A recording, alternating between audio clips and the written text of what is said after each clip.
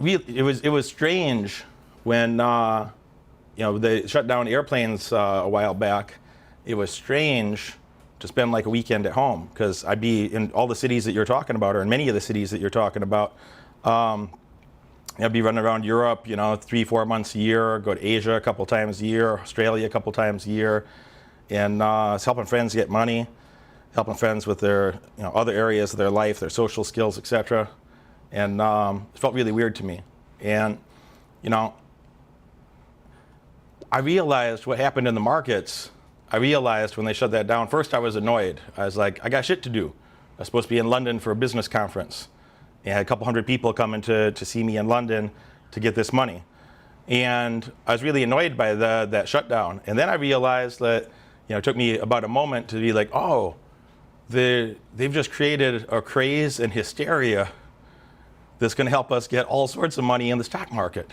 And I love the stock market. By the way, this is nothing new to me. I spent 9 years in university, all business. I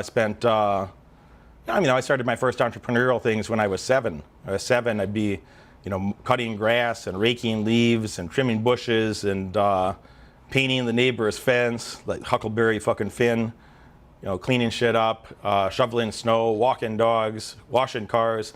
I found every sort of way to make money as a child. 7-year-old Derek's got more hustle than a lot of grown adults do around the world. And I always loved entrepreneurship. I thought entrepreneurship was the best shit ever. And I spent a lot of my time focused on growing businesses. I love that. It's my second favorite thing is to travel. My first favorite thing is to get heaps of fucking cash, heaps of money, and help my friends and clients get heaps of money so we can go and do cool shit all around the world. But you can't just entrepreneurship.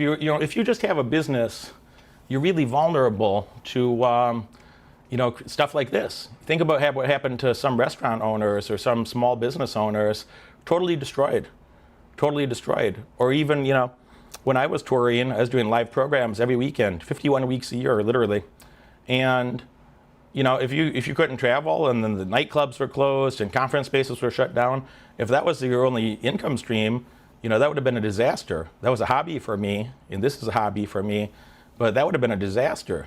And I think it's really dangerous to only have one income stream. I think it's extraordinarily dangerous. One is too close to none. 2 is too close to 1. 1 is too close to none.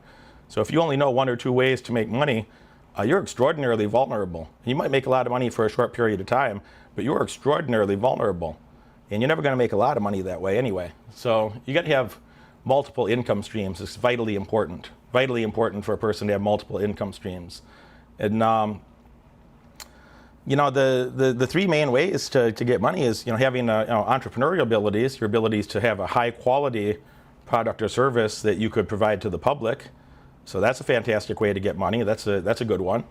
And in addition to that, I think it's vitally important that if you don't understand how markets work, which is going to be our main topic today, if you don't understand how markets work, if you don't understand, and you could say there is one market, there is one thing called the global economy that is the market, but there's many subcategories of that.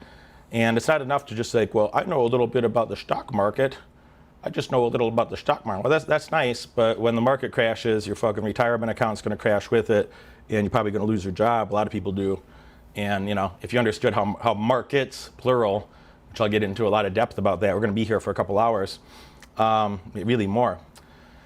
I'll get into the depth of some of the differentiations between those markets, between stocks versus bonds versus foreign exchange, alternative currencies like cryptocurrencies, whatnot, commodities exchanges, and then the different ways of trading those between options or how leverage works or whatnot, and futures contracts. So we have a whole lot of things to talk about. But if you don't understand, if you only got 1 or 2 ways to make money, you're fucked.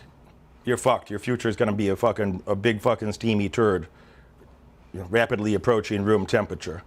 So, last thought is real estate. And real estate won't be our main topic today, but it's another thing that I've been involved with for 22 years personally, and I've been around my whole life.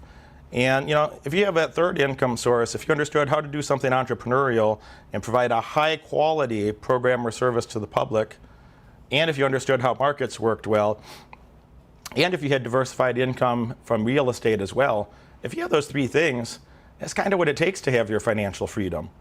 A person that doesn't have those is like, I just think they're feeble. I think they're vulnerable.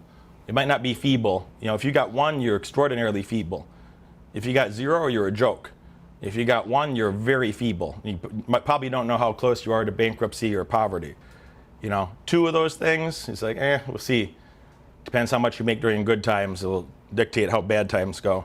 But when you have that broad array that, in the markets, you can make money in good times. You can make even more money in bad times. I love, when there's a hysteria like we've had in 2020, the 2020 hysteria, that's what the footnotes of history will call this. The 2020 hysteria is going to be one of the best times in human history. We'll talk about that more in a minute too. One of the best times in human history to make money. Shorting the market, buying stuff when it was cheap, riding it back up, looking for cycling through different categories, different sectors to find the best deals of that moment, things that aren't fully appreciated yet, but will be worth a lot more in the future. When you can do that with a good level of confidence, it's like a superpower. It's like a money printing superpower that you have a lot of freedom to do whatever the fuck you want. You have a lot of freedom to do what the fuck you want. So in any case, when that lockdown first started, I was annoyed by it, and I realized, oh my God, this is the moment I've been waiting 11 years for. I've been playing with the stock market for more than 15 years, and I was a child and I was watching stocks with my dad. I was like, 4 or 5, 6 years old. We'd be watching CNBC, and just as a child, I was getting some of those anchors in my head. But I've been thinking about it my whole life. I've been very active for 20-ish years, 15 years, very, very much so. I love distressed investing particularly. When you have volatility in the market, that's where all the money's made. That's where all the money's made. And I'm half Jewish. I'm half Jewish. So I do have a genetic advantage probably that some people don't for getting money. But on top of that, I did bother to go to University of Chicago, talk to a lot of smart friends there. They've helped me understand a lot of things, had fantastic mentors there. I had a lot of friends in this epidemic. I had a lot of friends that are doctors that they helped me understand the real medical science and the real data, the real death statistics versus the hysteria that you see on television.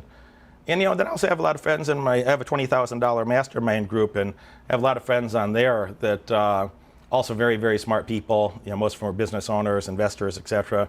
And very quickly between discussing things with those people, we found a lot of amazing investments, amazing trades. It's a lot of opportunity in this recent market.